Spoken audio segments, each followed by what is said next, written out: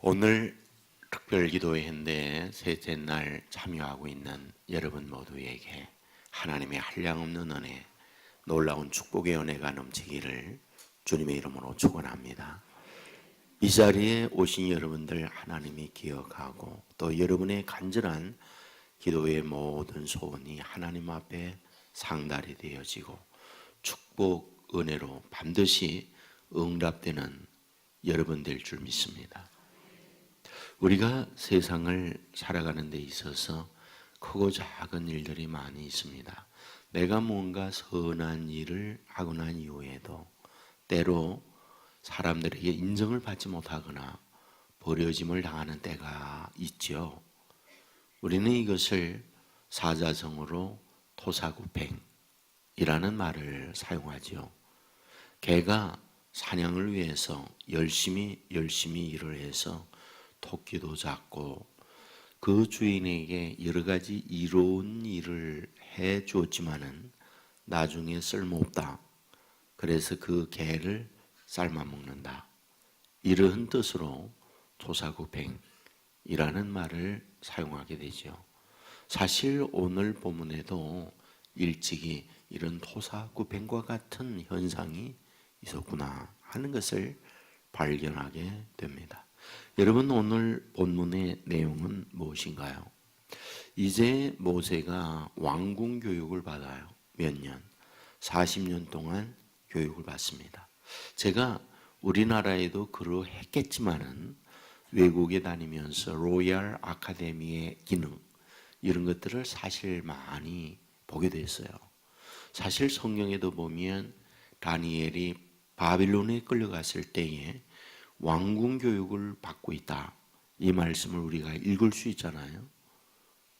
제가 터키를 갔는데 터키는 알다시피 비단친 제국이었고 비단친 제국이 무너지면서 오스만 제국이 된 국가입니다. 근데 그 오스만 제국 때의 궁궐들 그리고 비단친 제국 때에 남아있는 여러 궁궐이나 흔적들 이런 것들을 봅니다. 놀라운 사실은 그곳에 로얄 아카데미가 있어요. 그 로얄 아카데미에 참석하고 있는 학생들, 어떤 사람들이 공부를 했는지 이런 안내들을 받고 규모 상당히 컸구나. 그곳에서 교육을 시켜서 행정, 입법 또는 군사 이 모든 것들을 거기에서 인재를 배출해내는 것을 볼 수 있었습니다. 바로 모세도 그런 왕궁에서 40년 동안 교육을 받은 거죠. 본문은 무엇입니까?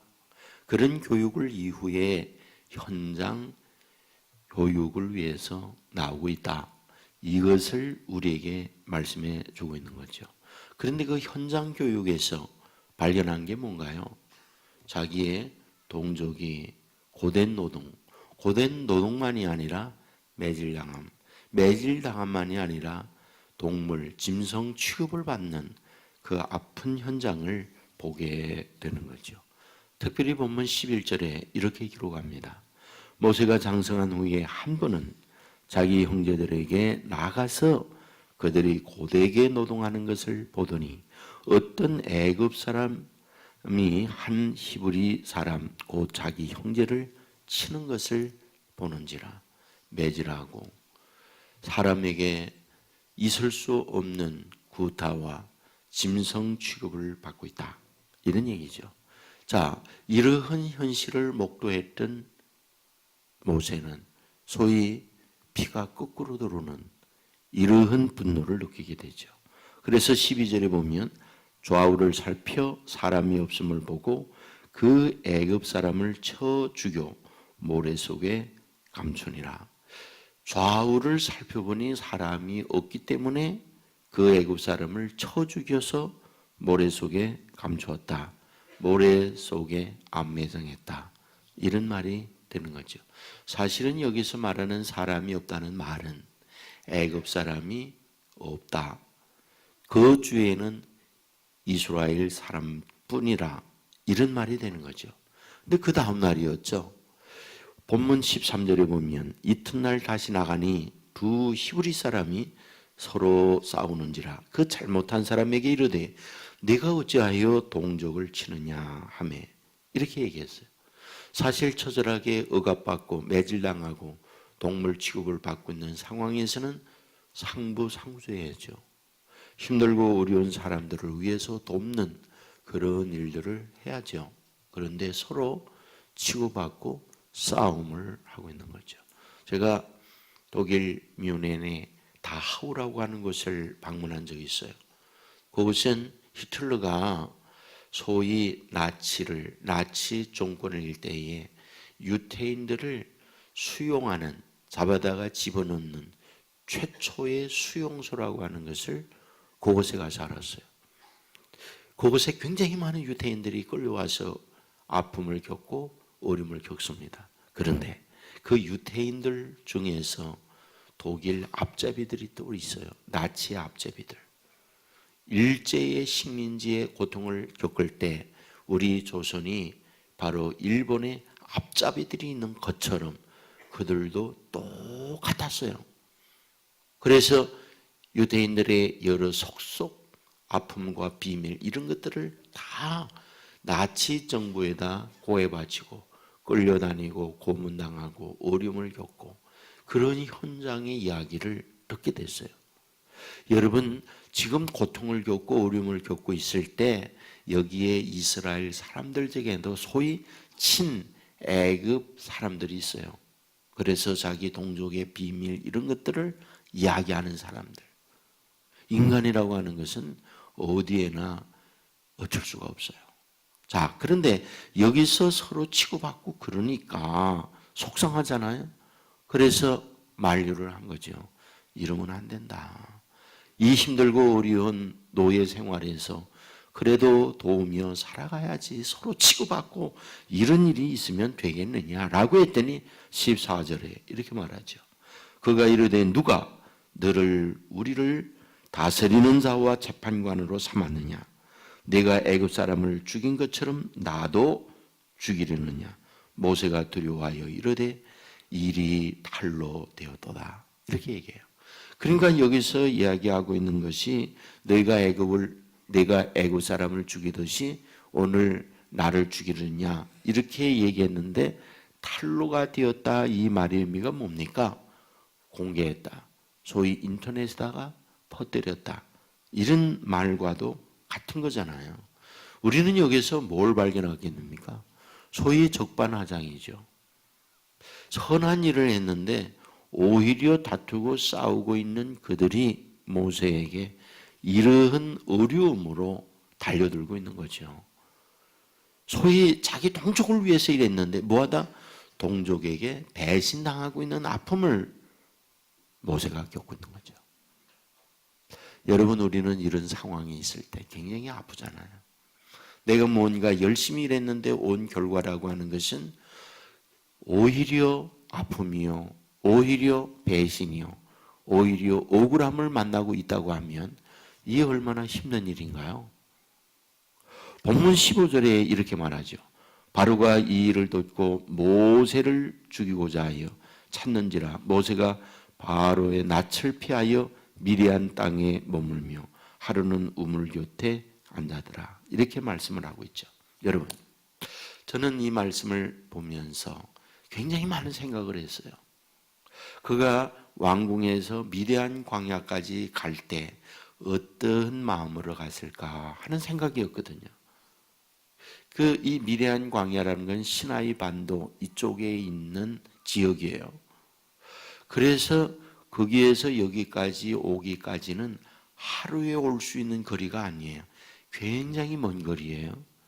그러면 이제 바로가 자기를 죽이려고 하니까 이제 도망을 칩니다. 그 도망을 칠 때에 그 오는 모세의 마음은 어떻을까? 이 생각을 해요. 여러분, 모세의 뜻이 뭔가요? 건져내다는 뜻이잖아요. 나일강에서 건져내다. 사실은 모세의 이름은 건져내다라고 하는 의미를 갖고 있지만 모세야 모세야 그럴 때에 그 이름을 상쾌하다고 들을 수는 없어요. 왜 나일강에서 건져냅니까? 자기 부모가 거기에서 버려서 공주가 너를 건져냈어. 모세라고 하는 이름에는 그 의미가 다 함축되어 있는 거예요. 너를 부모가 버려서 공주가 너를 건져냈어. 자기를 버린 거예요. 여러분, 도망을 가면서 또 왜 도망을 가나요? 동족을 위해서 일했는데 동족에게 배신당하고 버림을 받아서 도망을 치고 있는 거예요. 40년 동안 공주의 아들로 살았어요. 공주의 아들, 그 공주는 아버지가 왕입니다. 그러면 그 공주가 어머니에게 그 바로는 아버지예요. 아버지와 그 할아버지와 그 공주에게 버림을 받는 거예요.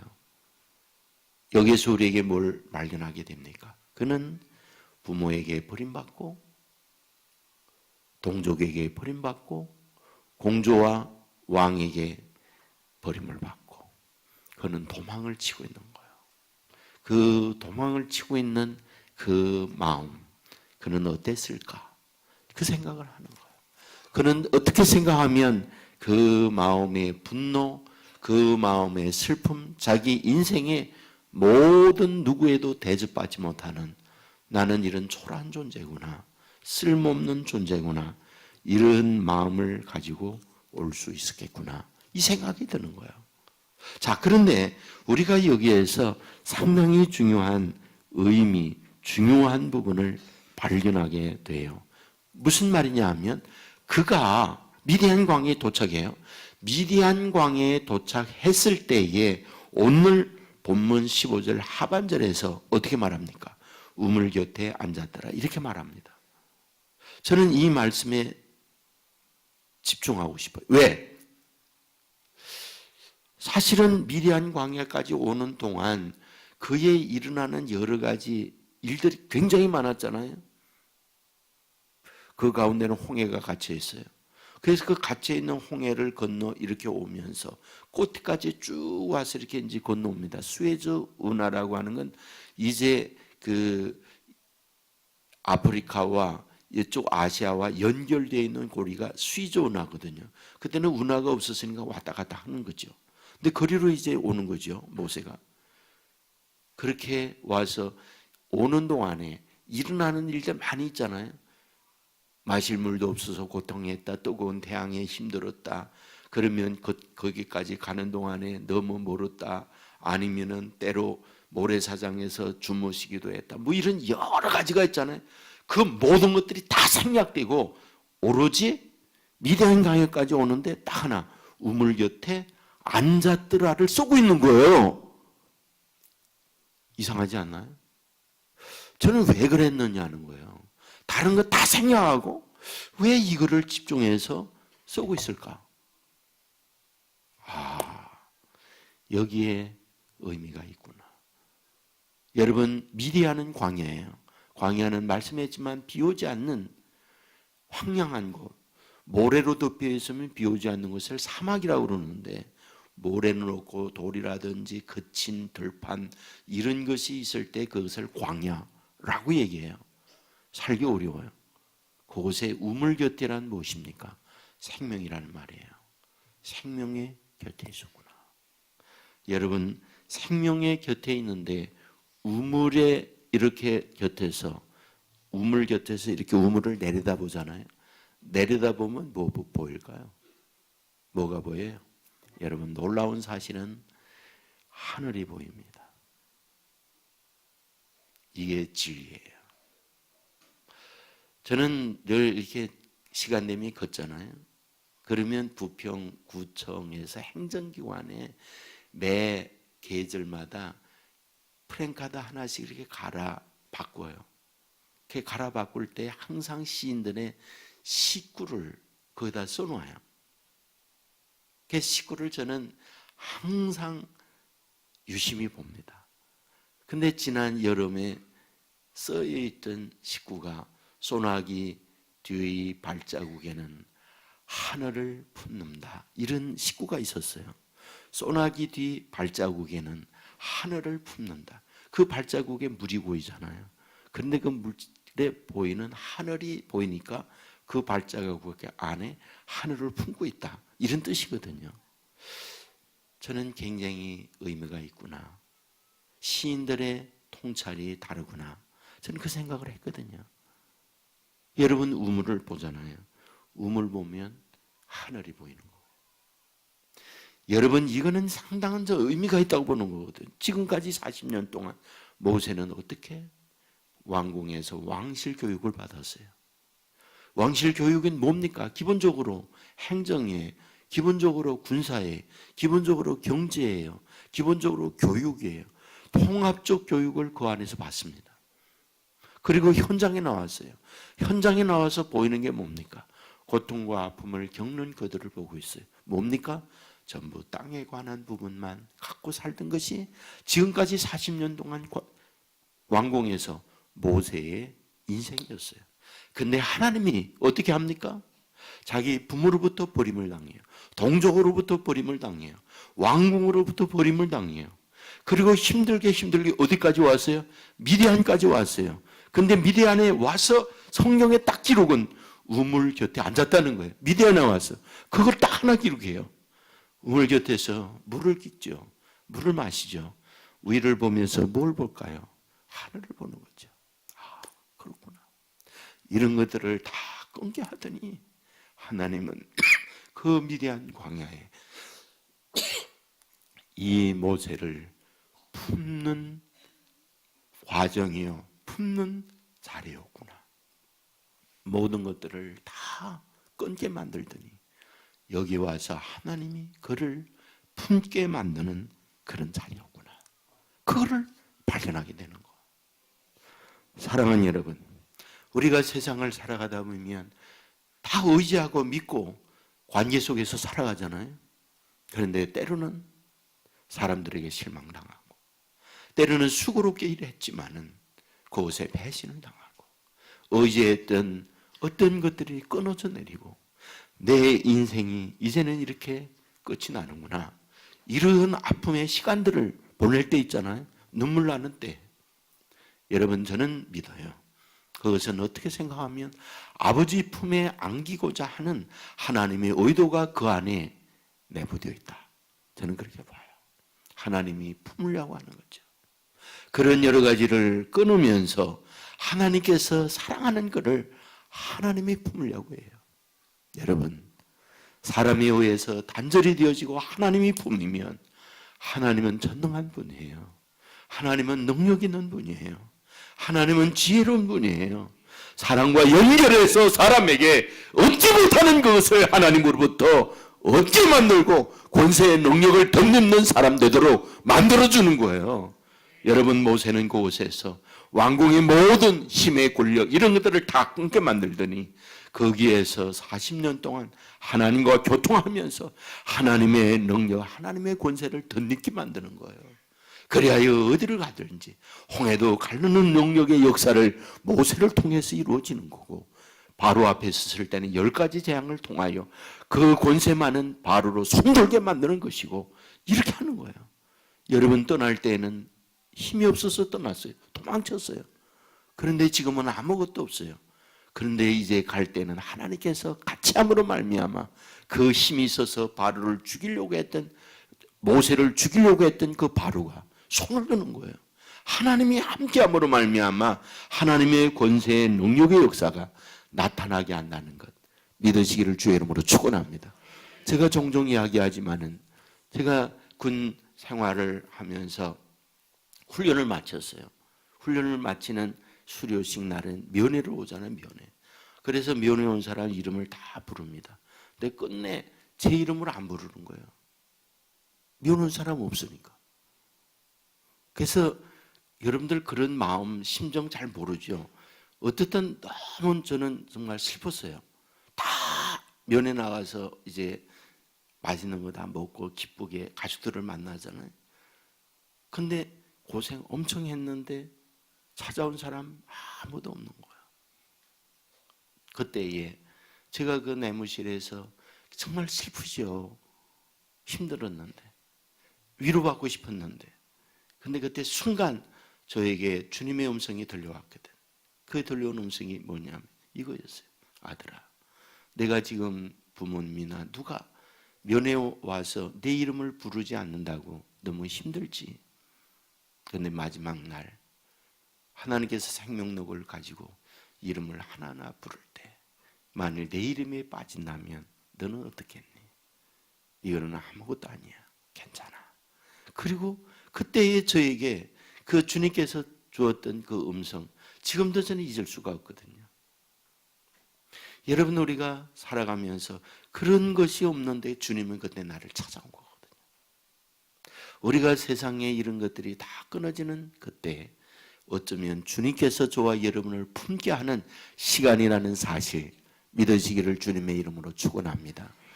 여러분에게 소개해드렸던 그 참전 화장품의 김광석 회장님, 여러분 몇 번 말씀해 드렸잖아요. 그분은 종로 5가의 피부 약국이라고 하는 약국을 경영했어요. 여러분, 우리 젊은 세대 때에는 피부 약국을 모르면 간첩이었거든요.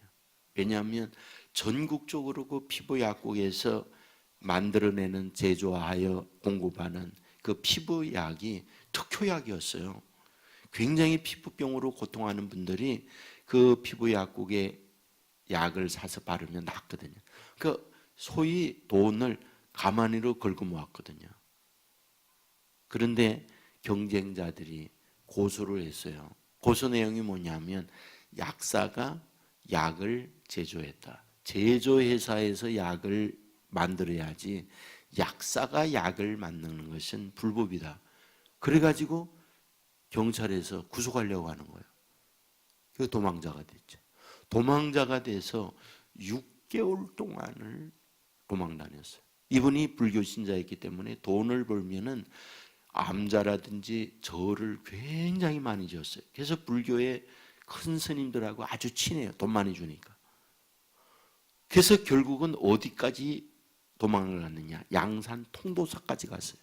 그러니까 통도사 쥐가 돈도 많이 내고 그러니까 잘 대접합니다. 그러면서 암자 하나를 여기서 쉬라고 그 암자 하나를 내줬어요.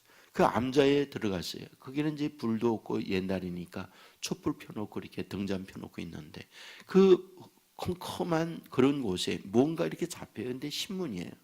신문인데 그 신문이 뭔가 하고 봤더니 피보약국 김광석 체포하기 위하여 구속영장을 가지고 지금 전국에 수배 중이다. 6개월 전에 자기 기사 난 신문이 그 안에 있는 거예요. 그 신문을 읽고 거기서 통곡을 해요. 6개월 전에 나온 기사가 거기에 있는 거예요. 자기 기사가 암자에 들어갔는데 그 기사를 읽고 통곡을 하는 거예요. 자기 인생이 왜 이렇게 망가졌나? 왜 이렇게 불행하게 됐나? 그러면서 통곡을 하고 있는데 순간 자기도 모르는 사이에 그렇게 날마다 비는 일을 했는데 하나님, 내 인생 어떡합니까? 절규를 하나님을 찾았다는 거예요. 자기는 기독교에 전혀 관계가 없는데 그 통도사 절에 6개월 동안 도망 다니다 그 안에서 하나님을 찾았다는 거예요. 그분 간증이 뭔지 아세요? 하나님을 믿겠다고 다 때려치우고 내려와서 자수했어요. 그리고 자수하고 재판받고 벌금 내고 형을 살았어요. 그러면서 그때에 깨달은 게 있어요. 하나님은 너무 좋으신 분이구나. 하나님은 참 좋으신 분이구나. 그래서 상호를 참전 화장품이라는 이름을 바꿨어요. 그래서 참전 화장품이라는 이름을 해가지고 기초 화장품을 만들기 시작하는데 지금 화장품 회사가 굉장히 많이 있잖아요. 제가 그 검색을 해보니까 물론 아모레도 있고 뭐 한국 화장품도 있고 그런데 그게 화장품 회사의 4번째 실적을 올리더라고요. 그러니까 피부 약국을 해서 약 팔던 거하고는 비교가 안 되는 큰 기업이 됐더라고요. 바로 모든 것이 다 끊어진 거예요. 그런데 그때 하나님이 그를 품는 거예요. 사랑하는 여러분, 저는 믿습니다. 하나님의 자녀들이 때로 살다가 이런 어려움을 겪을 수 있잖아요. 다 버림을 당하는 거예요. 부모에게 버림받아 나일강에 던져지고 또 자기는 동족에게 버림을 받고 또 그 이후에는 왕궁으로부터 버림을 받고 그렇게 힘들게 미디안까지 오게 되는데 미디안 우물곳 그것은 하나님이 그를 품는 장소, 하나님을 만나는 자리였구나. 그것으로 인해서 하나님의 능력, 지금까지는 사람의 힘으로 왔는데 이제는 하나님의 힘, 하나님의 능력으로 그 인생을 살도록 하나님이 그를 이끌어주고 있구나. 믿으시기를 주의 이름으로 축원합니다. 오늘 저와 여러분의 삶에 이런 일이 있어요. 그때 하나님이 저와 여러분을 품는 시간임을 믿고 하나님과 더불어 하나님의 돕는 힘으로 하나님의 능력으로 세상을 이겨 사는 저와 여러분의 삶이 되기를 주의 이름으로 축원합니다. 우리 같이 찬양하겠습니다.